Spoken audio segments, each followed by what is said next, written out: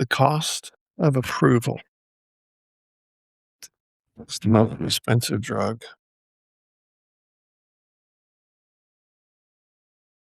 Thinking back through my growing up years, and by the way, there's 200,000 hours of parenting tapes play in our heads as adults. The cost to get my father's approval and my mother's approval was massive, massive. And, I didn't know those things in those days. Hey, this is Les Paul, and welcome to my third installment of Living from Your Heart podcast. This has come out of my life, and I'm 66 years old. And I've discovered that there's a lot of people just like me who have walked the same stinking path I've walked. And so every week I'm trying to just open up another door and another window so that you can see and hear how much the cost is for not living from your heart and how long it could or has lasted. The cost of living for approval in my world, I would say cost me at least 30 years of my life. That's a lot because I'm 66. Think about that.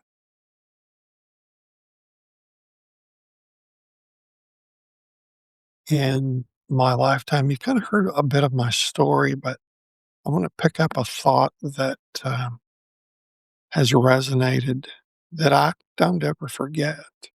And you have these same kinds of things. Um, who are these two children? Someone asked my parents, speaking to my brother and myself. Oh, these are our second two kids. Oh, we thought these were your grandsons. No, these are our preacher boys. We failed with the first two, so we had two more. Wow. I mean, I hear that as often as I pick it up. It resonates in my brain. The cost to get their approval,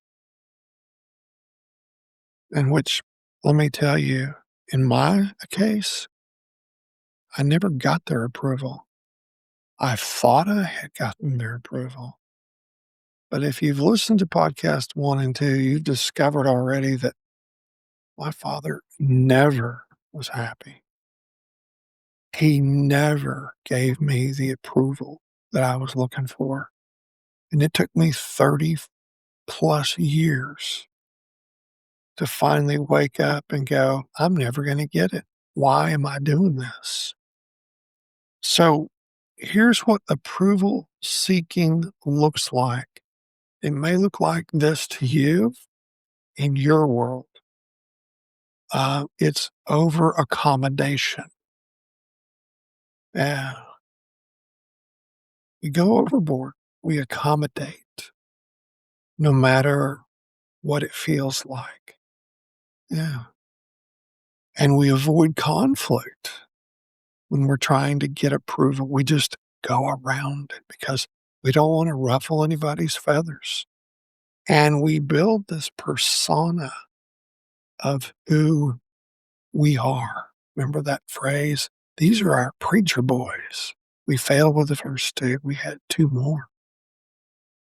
In my brain, I've been told I'm a preacher boy, and that's what I'm supposed to be.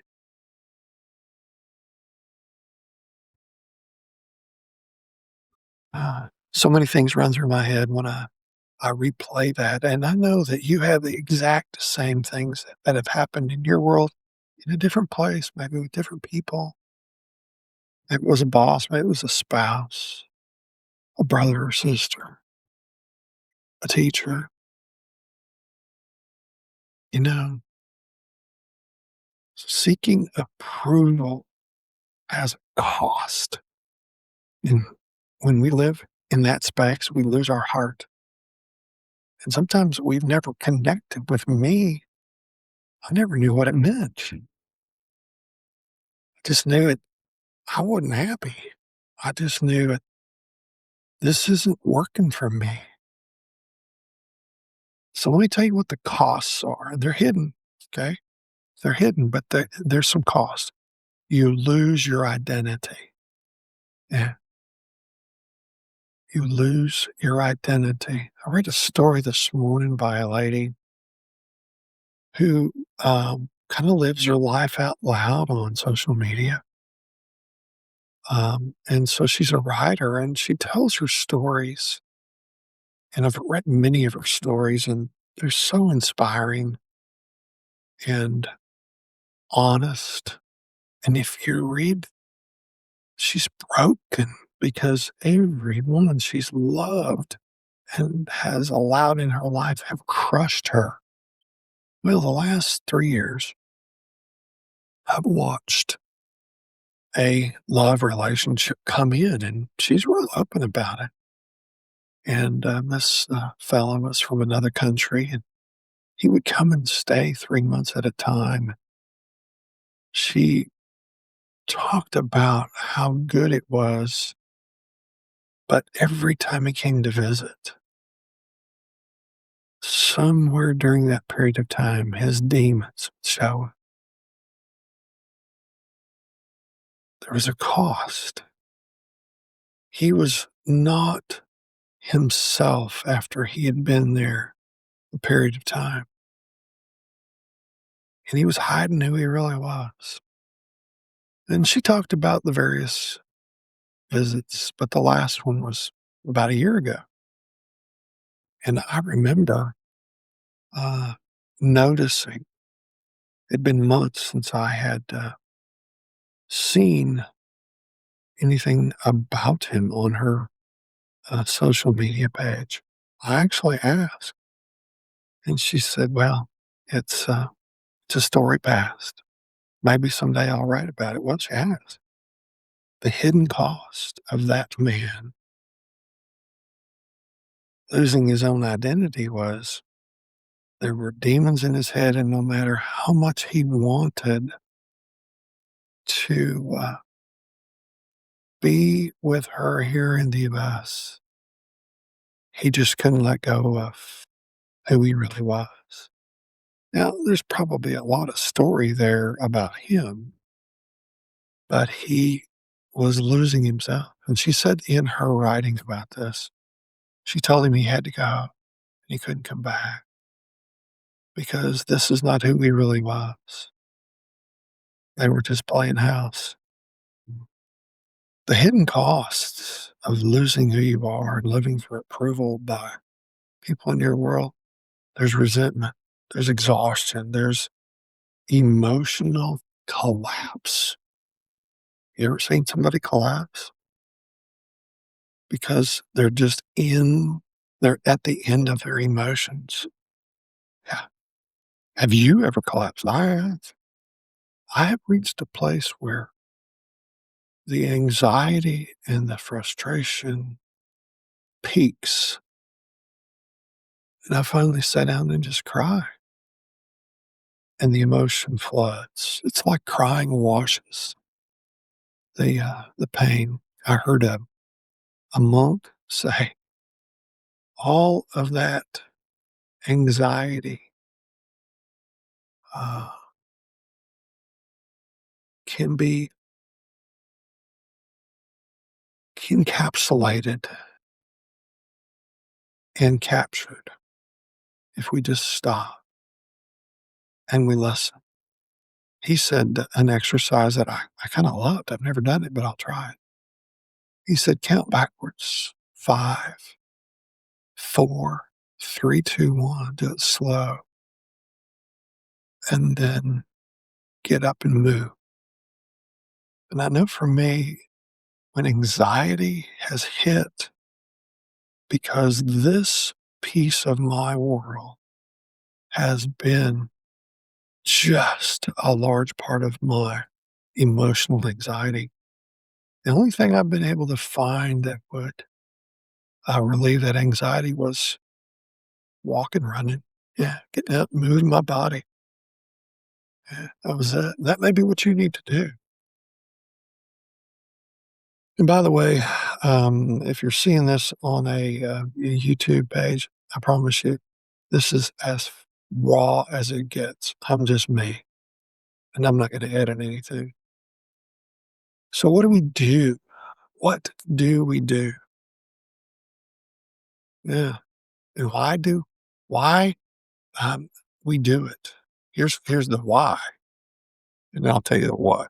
How to break this cycle, but, we do it because we want our parents' love. We do it because we've been conditioned to do it. We do it because it's our family history. It's our validation. It's how we survive. I used to teach this phrase when I was helping people through divorce. The reason you keep going back to him or her is it's familiar. It's a pattern that you know about. And the fear of the unknown is greater than the fear of the known. That's why we stay in this world living for somebody's approval that we may or may not ever get. And I would venture to say that most of us really never get their approval. Not completely. But if we do, we lose ourself. We're conditioned. My parents, think about this. That phrase that I gave you, we failed with the first two. We had two more. These are our preacher boys. The first time I remember hearing that, it was probably 8 or 9, 10. Yeah. Been conditioned. Isn't that crazy? It was what my family did. Um, and they didn't know any better. My dad came up, through the teens and 20s, lived through the depression. I had a hard life. They were dirt poor, had nothing, worked with his hands for everything we ever had, he ever had. Yeah. So how do we break the cycle? What do we do? Gotta land the plane, don't we? Yeah. Well, you have to start with boundaries. This is hard, but if you don't start with boundaries, you just keep getting abused. You just keep getting beat on, and you regret it over and over again. But somewhere along the way, you got to set a boundary and hold the boundary and say, no more. I'm not going to do this anymore. I'm not going to live my life for someone else anymore. I'm not going to continue to seek his or her or their approval anymore. How they feel about my decision is not going to be my issue. Set a boundary. But before you can set the boundary, there's a little caveat here. You're going to have to tell yourself the truth. Yeah. I had to tell myself the truth of what I knew in my soul, but it took years. I mean, I was in my early 30s when I finally faced the truth. No matter what I did, I'd never get his approval. I'd never get his. Sit with that for a little bit. And my dad never told me he loved me. Never. And I set a boundary. And you know what he did? My parents lived in our home with us at the time. And in the evenings, the family would sit in the family room, maybe watch something on the television or My dad loved the Waltons, um, but he had his own TV he had brought with him because times during the day he wanted his space. He'd had that set up in the, living room. He took that TV and put it in his bedroom and went into his bedroom and pouted. And they were with us probably another month or 6 weeks, couldn't really remember, but I knew he was going home soon, and he did, and packed it up and went back to Texas. Well, once he was gone, my heart could spread and relax. I didn't make all the right decisions. I made some grave errors in the process of this, but I knew that I wasn't called to be a pastor of a church. My heart wasn't in it. And to be honest, I was a really good communicator, but I did not like the people aspect that the church brought into my world. I just didn't like it. I liked helping people and help them recover their brokenness. The church complex just that didn't settle well. So if you're going to break the cycle of living your life for someone else, and you're going to stop living, paying a price to get someone else's approval, it's a hard decision and a hard boundary. And you've got to set it in motion. You got to put it in place. So let me say this. If you're tired of chasing approval,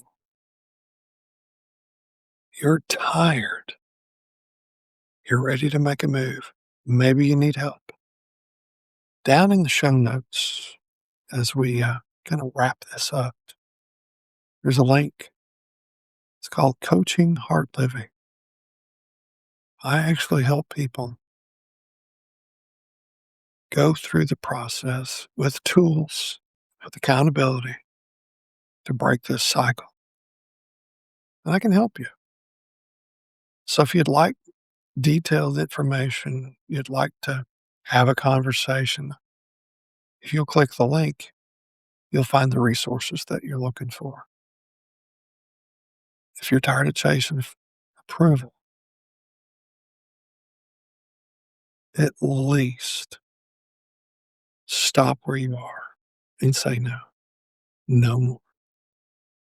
If I can help, reach out to me, click the link in the show notes. I hope this has been of help. I'm just raw. I'm just Les Paul. I'm just going to tell you the truth. I'm going to tell you my story because this is what I do. I tell stories. And my story in my life is why I'm here. Have a blessed one. I will see you on the next podcast. God bless.